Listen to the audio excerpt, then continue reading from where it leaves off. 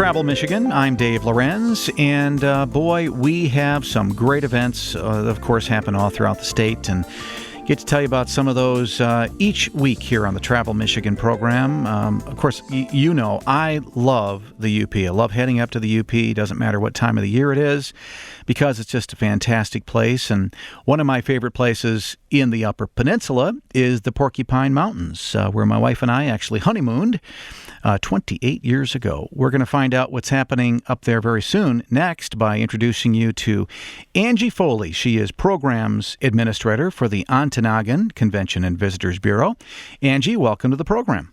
Hi, thank you for having me. Well, it's nice to have you. Of course, that whole Ontonagon area is just a beautiful area, and if we have time, maybe we'll talk about the area and things that people can do year-round up there. But first, we want to get to the main subject, and that is the Porcupine Mountains Music Festival. It's coming up. Is it the 23rd through the 25th? Of August? Is. Yeah, of August. It's a Friday, Saturday, Sunday event. All right. That's actually a big event for a state park. Do you actually have the music festival on the grounds of the state park? We do. The music festival is held at the Winter Sports Complex in the Porcupine Mountains Wilderness State Park. All right. So people head up to Ontonagon area, and they're coming for the festival. What are they going to find? Is this a festival that kind of features a certain genre of music? It features folks music, blues, Americana type music, independent artists, and it's just we have two stages, so we just have a really great venue for these artists to come and play. You know, there aren't many festivals actually that happen in state parks, especially one as big as Porcupine Mountains Wilderness State Park. So that's kind of unique all in itself. It is.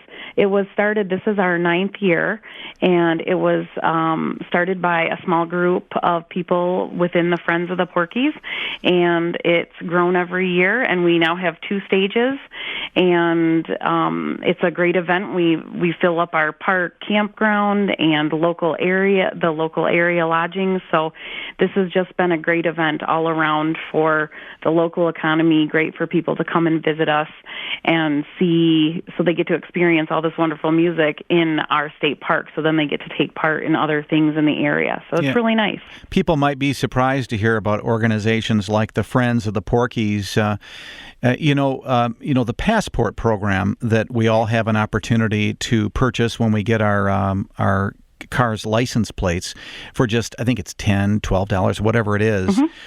We get an annual pass to enter the state park system. Yes. And what a great deal. So if you get that passport when you get your car license plates, you get to enter great state parks like Porcupine Mountains Wilderness State Park. But these Friends organizations really help in a variety of ways. So this Music Fest is a kind of a fundraiser for that group? It's an event, actually, because the Friends Group supports the park.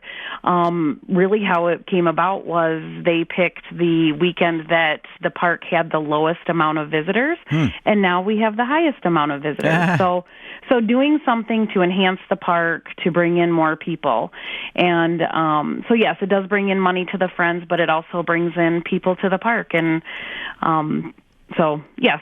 Yeah. Well, it's a ways away for most of the populations. Of course, a lot of people I know come in from Wisconsin and Minnesota to the Porcupine Mountains Wilderness State Park, but people in the Lower Peninsula and in other parts of the Upper Peninsula head over there as well. And, of course, during this time, the 23rd through the 25th of August, get to enjoy this music festival. So let's kind of walk through the schedule, if we could, starting on Friday, August 23rd.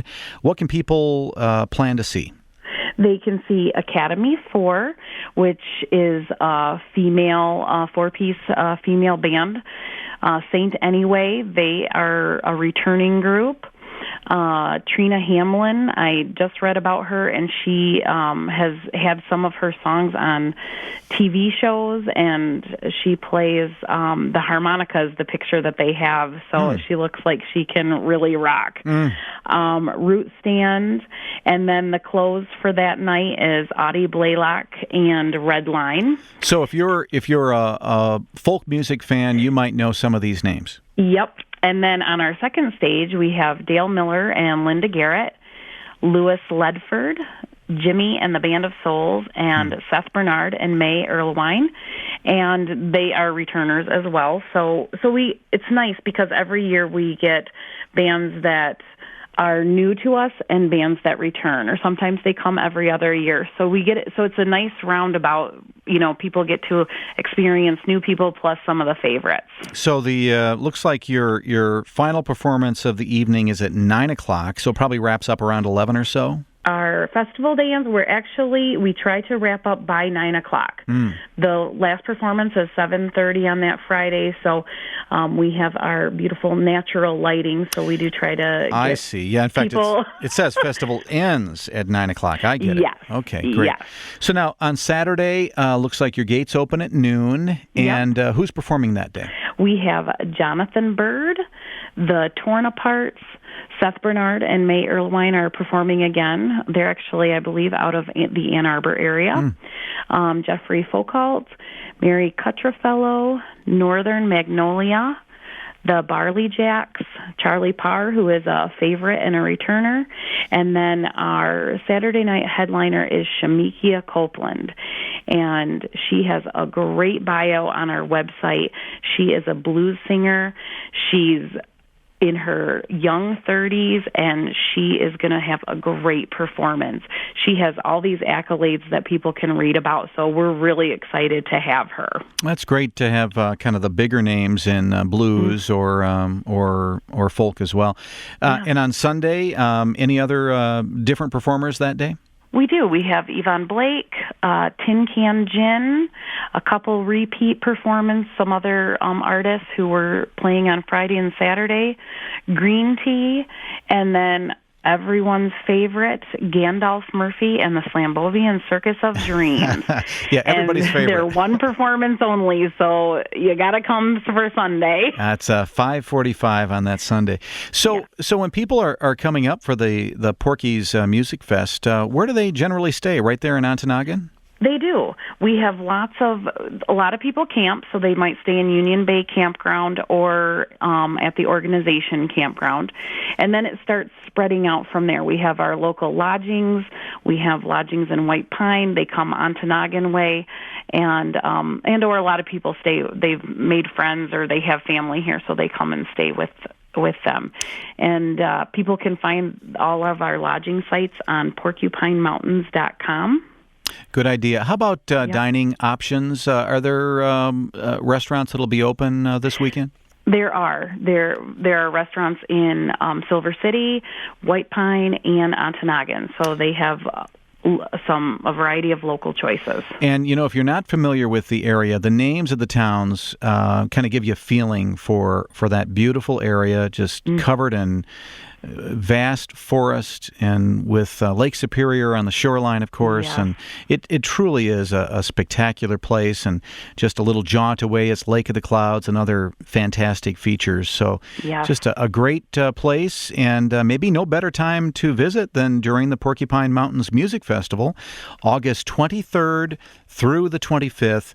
Highly recommend you consider it, and get your reservations in advance, because you never know, might start getting a little busy up there. Hope it does during the Porky's Music Festival. For more information, just go to porkysfestival.org. And we'd like to thank Angie Foley, Programs Administrator of the Ontonagon CVB, for joining us today. That's fantastic. Of course, there are a lot of other events happening throughout the state that you need to be aware of, and you simply go to michigan.org. Click on that events section. You're going to find out about events like this. The Festival on the Bay is happening in the Petoskey area with live music, arts and crafts, food, vendors, nightly celebration of their $1 million sunsets. Really do have fantastic sunsets in Petoskey. That's coming up the 16th and the 17th. Up in the Upper Peninsula, it is the Upper Peninsula State Fair, and it's coming back the 12th through the 18th. Michigan's UP State Fair, held again in Escanaba at the State Fairgrounds. It's the African World Festival at the Charles H. Wright Museum of African American History in Detroit, and that's the 16th through the 18th as well. Here's an interesting one in Saginaw. It is the Michigan Rock and Rib Fest. This is at the Dow Event Center and Wendler Arena in Saginaw. Sounds like a fun time there. Over in Grand Rapids at Rosa Park Circle, what a cool little place. Events happening there all the time, year-round. They have the GR and Jazz Fest.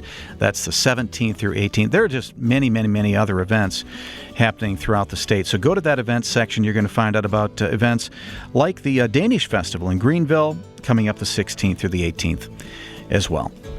Speaking of events, we have the big one for auto enthusiasts coming to the Detroit area, and that's coming up very soon. It's the Woodward Dream Cruise. We're going to find out about it next, right here on Travel Michigan, where your trip begins at Michigan.org.